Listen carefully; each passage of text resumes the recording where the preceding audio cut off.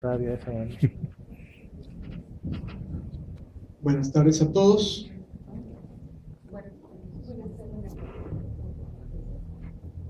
Gracias a Galaviz, a Fernando Galaviz, por la invitación a esta mesa, a participar en esta mesa de diálogo.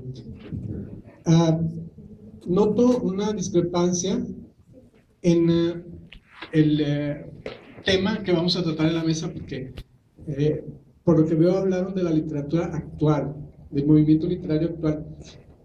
Galaviz me dijo hablar de la literatura en Nuevo León. Entonces yo agarré o tomé una idea más amplia y me fui a la historia, que es lo que les traigo aquí. Un poquito porque considero que es importante echar un vistazo, aunque sea rapidísimo, a la historia para poder comprender cómo está la literatura actual o por qué está como está. Bueno, me basé, uno de los libros que lo traigo aquí porque quiero leerles algo de aquí, La Biblioteca de las Artes, es una publicación de Conarte y Conaculta, el autor es Miguel Covarrubias, el tomo de literatura, en donde aquí vienen datos importantísimos para quien le interesa la literatura, estaría bien que lo tuviera, es muy, muy valioso. Es una recopilación de hechos, de datos, de nombres, de publicaciones, de autores, todo desde que inicia la literatura en Nuevo León. Voy a leer una introducción. Yo tengo un ensayo hoy. La literatura nuevoleonesa. Introducción. Esto lo saco desde lo más profundo de mi alma.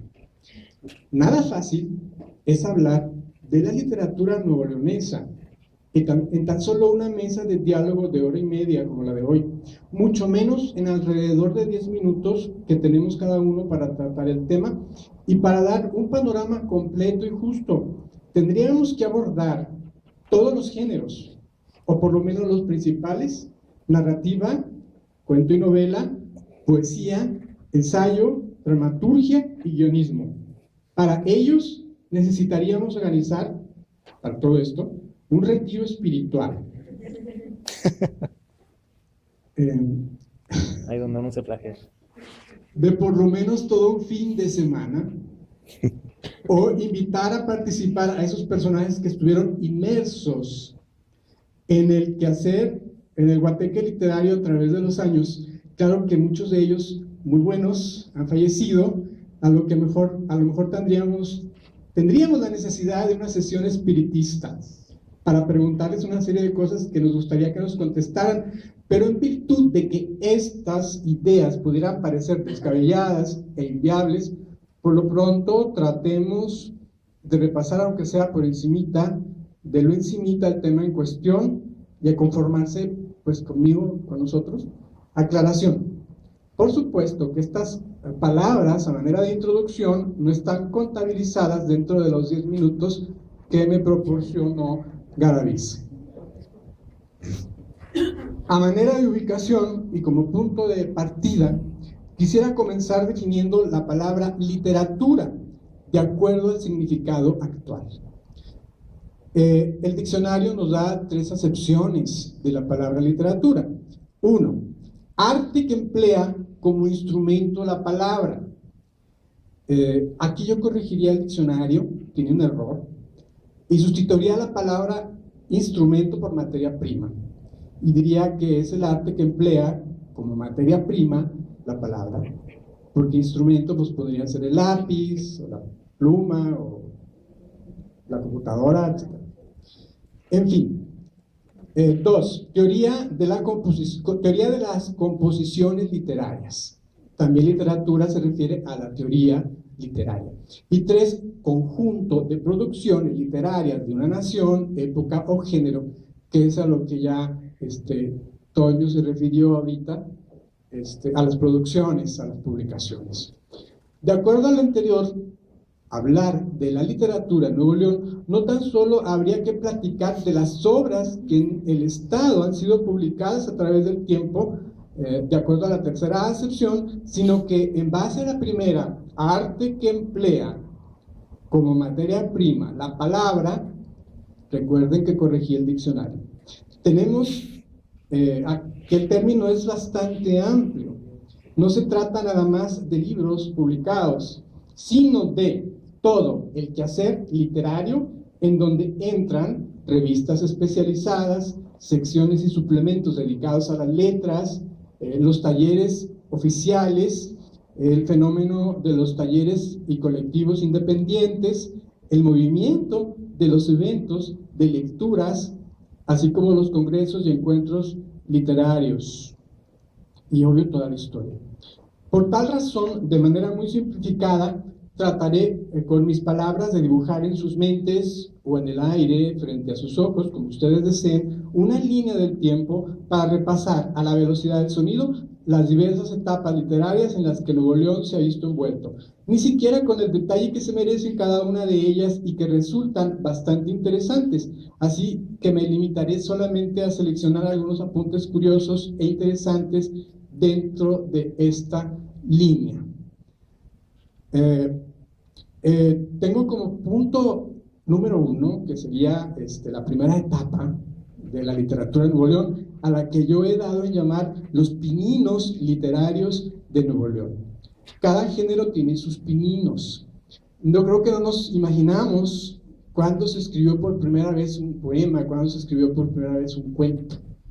No nos imaginamos, pero es interesante saber un poquito este tema o estos datos, para que cuando juguemos una trivia de literatura, pues ahí podríamos contestar, ¿verdad? Por ejemplo, poesía. Prefiero el pintamonos. Poesía. Ni se imaginan desde cuándo se escribe poesía en Nuevo León. Desde el siglo XVII. En 1689 se publica el primer poema de Juan Bautista Chapa.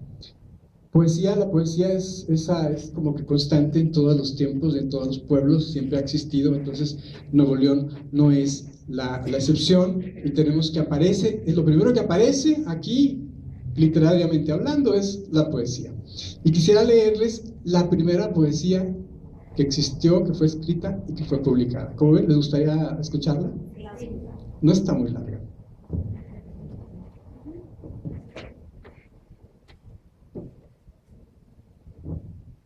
El autor, Juan Bautista Chapa, fíjense.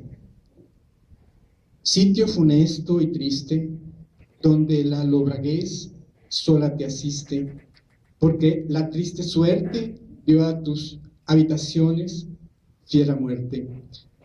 Aquí solo contemplo que eres fatalidad y triste ejemplo de la inconstante vida, pues el enemigo fiero y homicida, tan cruel e inhumano, descargó su crueldad en terca mano sobre tanto inocente, no perdonando al niño más reciente.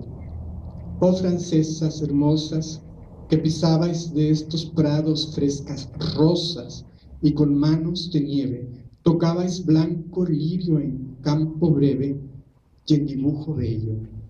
A damas griegas echabais el sello, porque vuestros marfiles adornaban la costura con perfiles como si difuntas os miraran estas selvas todas juntas, que no en balde hojadas se van por vuestra muerte y tranquilladas. Y tú, cadáver frío, que en un tiempo mostraste tanto brío, y ahora de animales, comida según nuestras tus señales, tierno te contemplo, y eres de infelicidad un vivo ejemplo, gozas de la eterna gloria, pues fuiste de esta vida transitoria a celestial morada, yendo con tanta herida traspasada. Ruégale a Dios eterno, nos libre de las penas del infierno. Yo no sé nada de Yosina. Primera poesía publicada.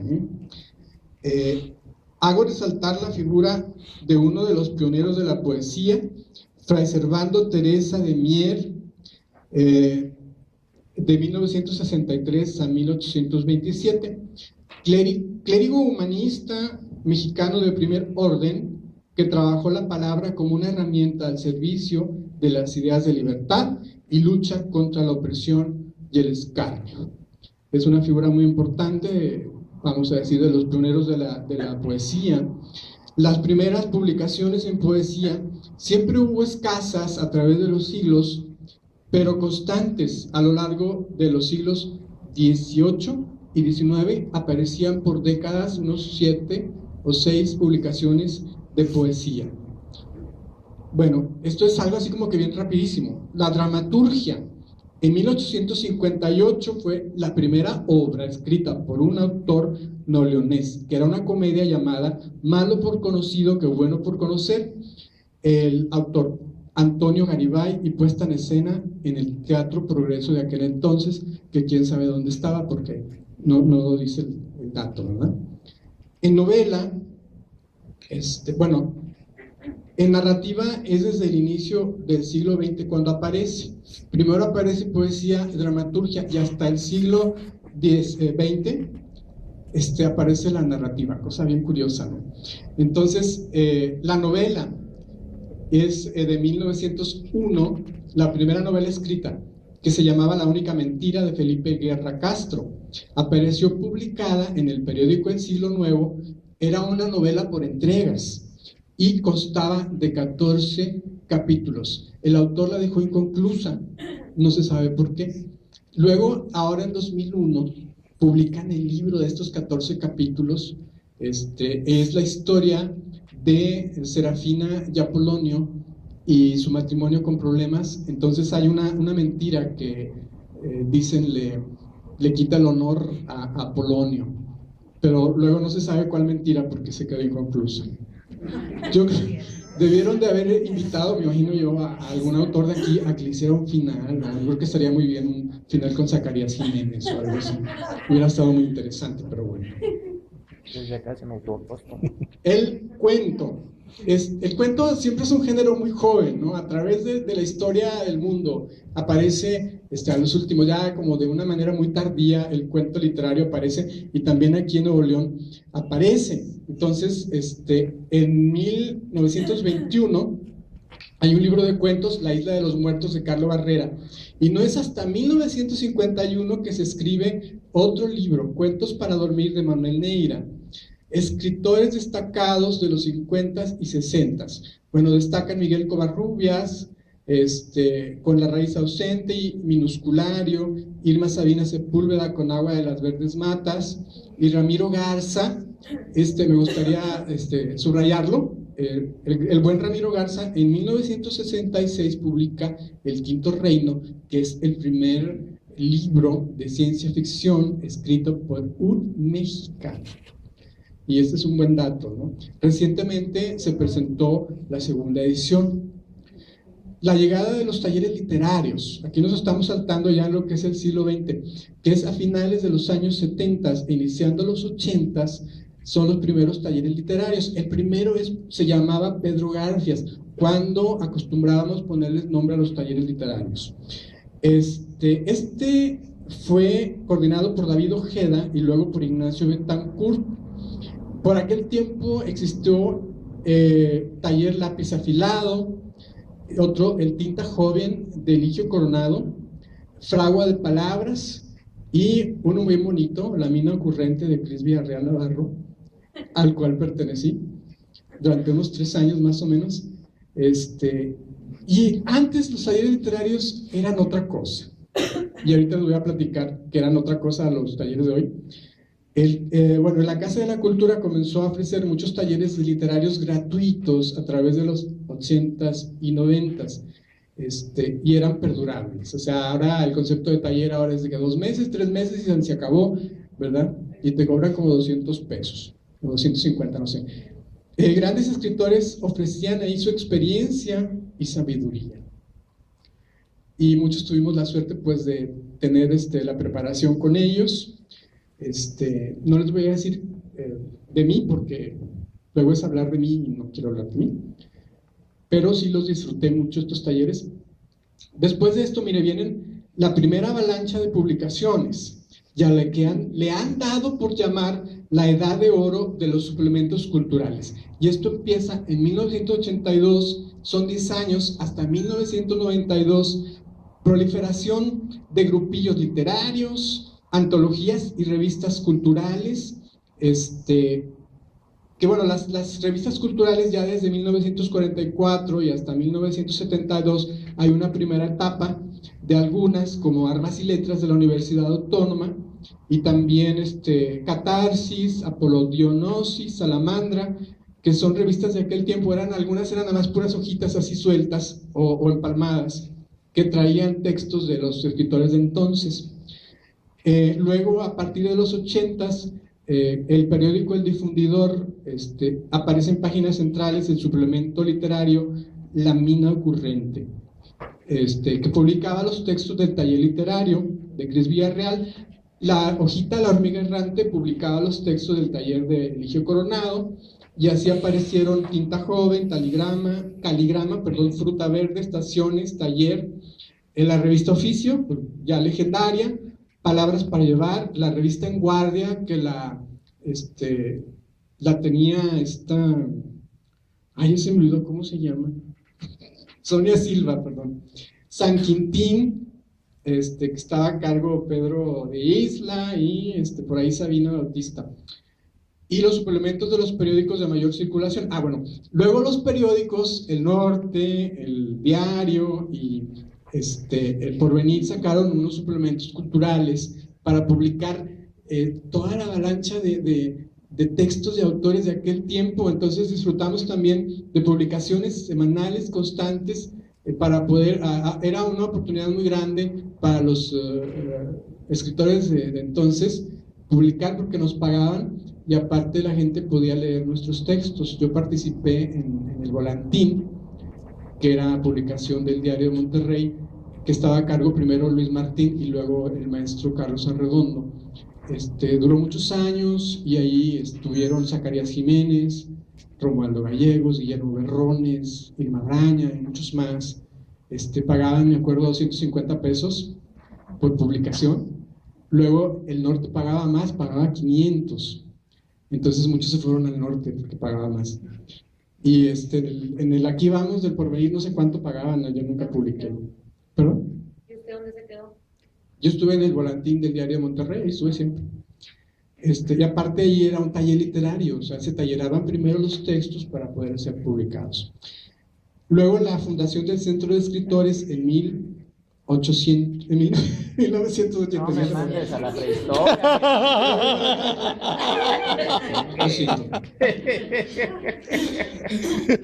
Yo soy de la primera generación, no friegues. Por el recién creado Instituto para la Cultura de Nuevo León, en aquel tiempo, hoy CONARTE. Ahí donde me quedé. Y dirigido por Raúl Rangel Frías en ese tiempo. Bueno, y el Centro de Escritores comenzó a dar oportunidad de publicación a través de un proyecto que se metía y que luego se seleccionaba, y se pagaban hay unas cantidades por año, digo por semana, no, por mes.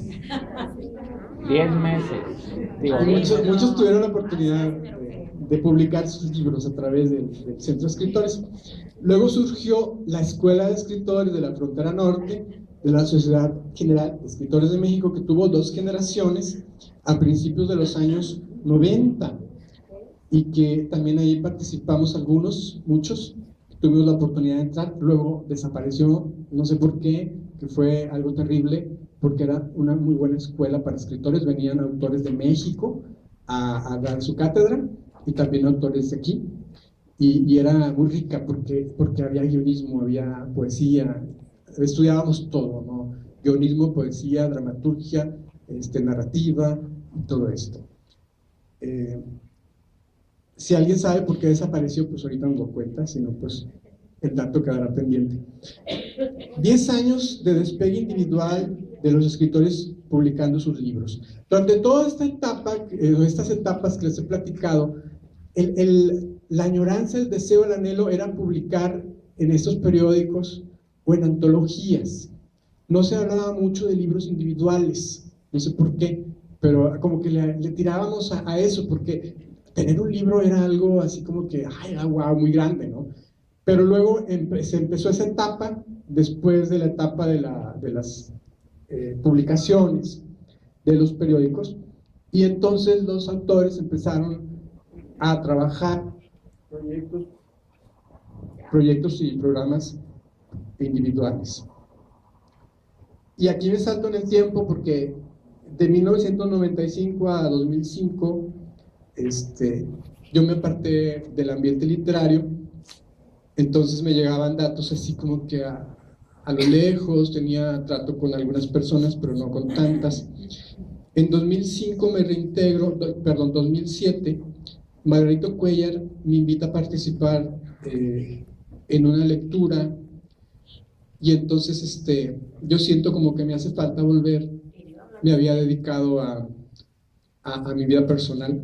No, estoy hablando de esto porque ahora voy a hablar de una percepción personal a partir de cuando yo me reintegro al trabajo literario. O sea, por eso estoy hablando de mí ahora. Y esto es válido porque me lo permite. Yo le dije a Galaviz y me dijo, sí, pues para eso te invité, para que hables de tu percepción a partir de que vuelves, ¿no? Entonces yo me había alejado 10 años por trabajo, por muchas cosas. Entonces cuando regreso, yo traigo toda la experiencia de los 90s, de los 80s. Entonces al volver encuentro muchas cosas distintas, muchas cosas cambiadas, y yo tengo un shock emocional muy fuerte por la forma en que se entiende la literatura hoy día, y ahorita voy a hablar de eso. Entonces José Eugenio Sánchez tiene una escuelita ahí que le llama el CCCP, en donde da clínicas literarias, y me invita a dar una, y ahí es donde surge el taller literario El Nudo, pero no se llamaba así al principio. En aquel tiempo los participantes del inicio del taller eran Juan Manuel Cermeño, José Talamantes, Corrichipuli, Adrián Cuellar y algunos más, algunos que venían del grupo de lectura de Hiperespacio, que luego se convirtió también en un taller literario.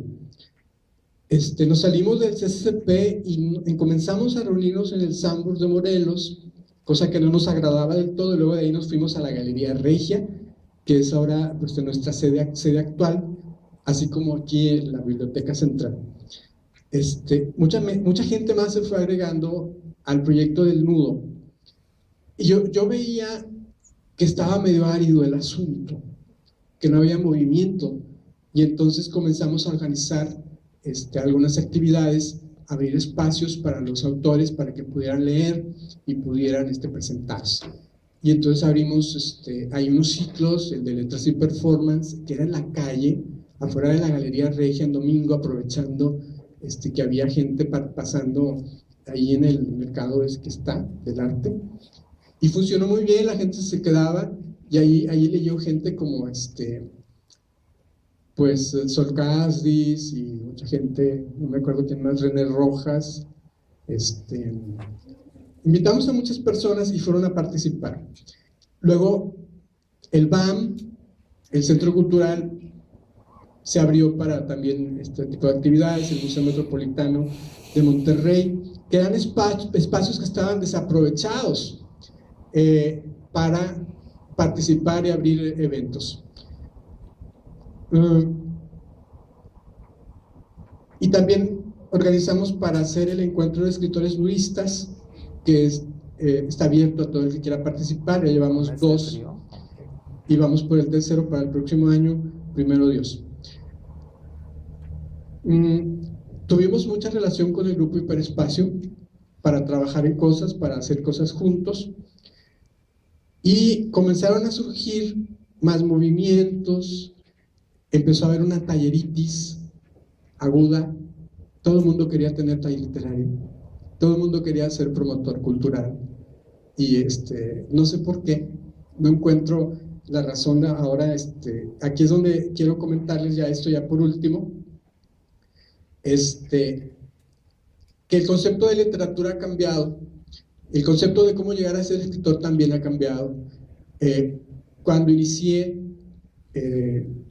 entendimos, porque así nos lo transmitieron nuestros coordinadores, que un escritor no se da de la noche a la mañana, que un escritor se da a través de los años, 30, 40 años.